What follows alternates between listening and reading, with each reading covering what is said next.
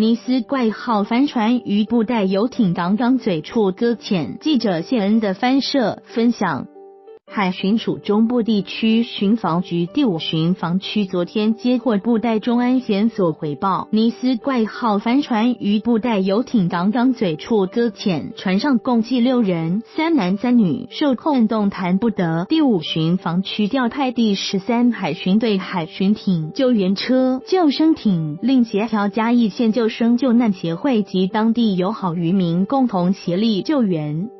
救援队出港抵达搁浅海域后，尝试拖带尼斯怪号脱困，因当时为最低潮，水位较低，尼斯怪号无法顺利脱困，只能先将帆船上人员接驳上岸，船主则想独自在船上等待涨潮时入港，但海巡人员担心危险，海巡艇仍持续于该海域借护。下午近4点水位稍涨，尼斯怪号在海巡艇借护下顺利返回布袋游艇港，尼斯怪号帆船搁浅了，海巡岸海联合救援。记者谢恩的翻摄分享，当时船上共计6人，3男3女受困。记者谢恩的翻摄分享。